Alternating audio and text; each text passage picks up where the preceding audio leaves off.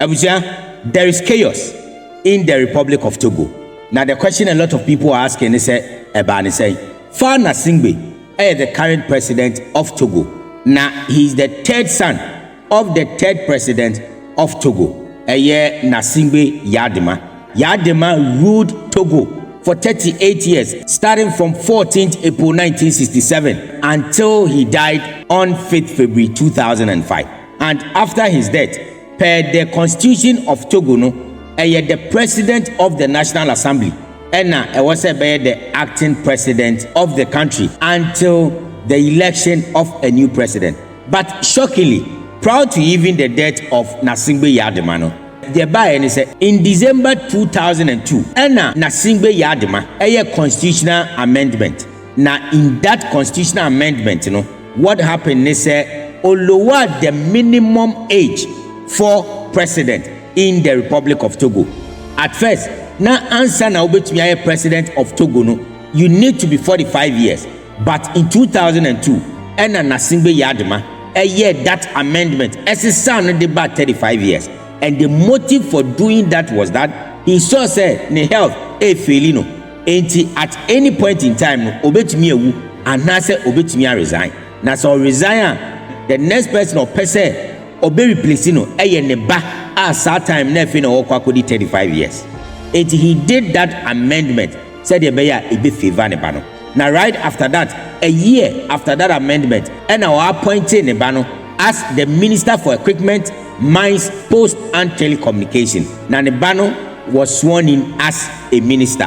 Fast forward, on 5th February 2005, Nasingbe Eyadema a film at the age of 69. Now, just as I told you earlier, per their constitution, I was said the president of the National Assembly, Hanuman Quebec as a Speaker of Parliament, and the acting president till say he be another president. Now, that time, the president of the National Assembly was Nachaba Ouattara. But at the time, Eyadema wuyeno na Ouattara etukwan efi Togo. Na de nam so ma Ouattara tukwa efi Togo ni say already na watete say anhwe ye yebeku na fi because ye pese Fa Nasingbe eba be president of the National Assembly. And in the absence of Ouattara during the death of Nasingbe Eyadema, the army sworn in Fa Nasingbe as the president of the Republic of Togo. Now, after the swearing in, ECOWAS Ebeka said they consider that act as a coup. Omo regarded Fa Nasingbe as a president of Togo. A lot of countries also Bekasa TIA. Now, one of the countries a mounting pressure on Togo during that time Nigeria. The pressure from Nigeria was too much on Fa Nasingbe. But during that time, na parliamentarians are not majority on the side of Fa Nasingbe, Papa Party, RPT, had eliminated a certain requirement in the constitution. No say sitting president the next president must be elected within the next 60 days. But the parliamentarians, as at that time, eliminated that constitutional requirement just to allow Fa Nasingbe to continue the papa term in office in 2008. But after the pressure free Nigeria Fa Nasingbe to muse obema kwan ama ye elect the next president within the 60 days period. And automatically omo elect as the flag bearer for RPT the rally of the Togolese people. Now automatically was elected as the president of Togo. But sa election at the mass protest the security force of Togo over 1,000 people over 40,000 citizens of Togo, a free country majority of them refugees in other countries and notably Benin and Ghana. Fast forward, Fa Nasingbe has been the president of Togo for all this while. Now, interesting aspect of the rule is that Obeye president in 2005. From 2005 to 2010, Yatuneswaba Emol Osansu Viniye. Now, somewhere in the constitution, next say there was a 2-term limiter. Now, that was a president to be elected to mean more than 2 terms. Now, a name se Fa Nasingbe na why na address or person or come more than 2 terms inti or sound the name of ne papa party na or the bar power and then ye RPT no ebe create a new party, a friend Union for the Republic, and he did that in 2012 because no one who said in 2015 the Togolese people would definitely rise against Ono because that time we 22 term away. Now sister party ni dino in 2015 for the side Union for the Republic a UNIR and a very represented here, but the Togolese people resisted and said the 2-term limit should work, and they wanted that one to be retroactive. Retroactive, it says omo pese sam rana kasano juma from the past.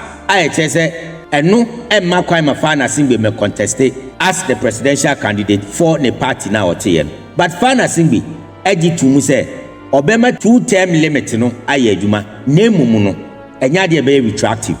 Start here free 2015 into almost to 2015 abano Emma Fana Singbe win with 58.8%, and he contested again in 2020. Emma Owiniye by 70.78%. Eti no be him say by 2025 there not just a Fana Singbe we win a term in office. Na wa makwan ama another person and so ababe take over. But shockingly Fana Singbe who say 2025 babe so as that time now we did 20 years as president for Togo no a failure. Fana Singbe sanso koye constitutional amendment no and this na aba that the oye say the amendment converted the country's presidential system to a parliamentary one. Now parliamentary one the tiene say most of the powers are president almost stripping off, making the position as a ceremonial role. Omu replace the prime minister's position with the president of the council of ministers.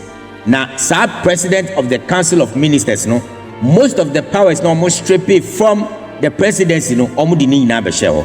It nipa obeba be share the president of the council of ministers would then become the most powerful person of the land, and that position also will have no limit. It the president of the council of ministers wono yento so aba ene yetumi tu till say ubewu afi wiase omu wie saade we nyina no ene omu twa the national election anenke was a baso in 2025 anymore.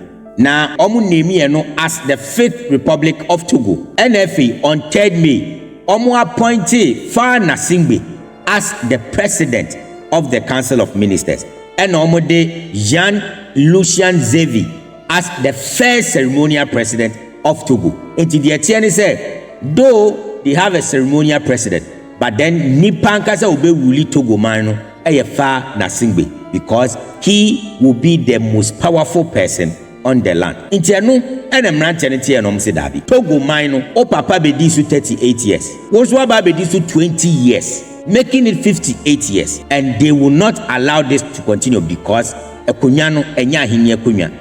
Ombema ne papa bedi no onu so abedi no wie kran so onu so kra de akwa koma ne ba. Intiano ena ama Togo mrante no atiesima omo se afeidie afun womo etisi ebeku womo kra, they will fight and make sure say Fana Singbe are resigning. Now few highlight of this whole protest ne say nipa or ma protest start here a popular musician or what to go friend of Amron. Now Amron a video on social media at the friend Mranti and say they should wake up and fight for their nation. And a day after that video Amron was arrested by Fana Singbe. Now Amron the first thing that he did was to apologize to Fana Singbe. And also they told to say no crano or mental issues asisiano or kwako siki for mental health. The reason for doing that they say omo person mranche who say Amron adwene nye papa.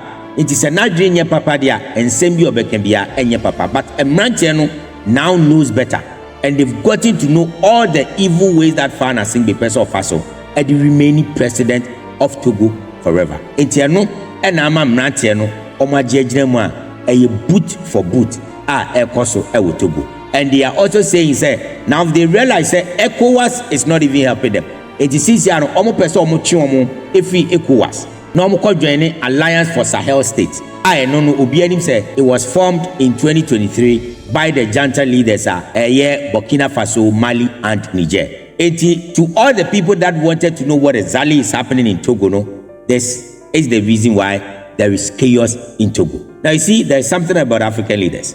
You just don't know what is actually wrong with them. Most of them are power drunk.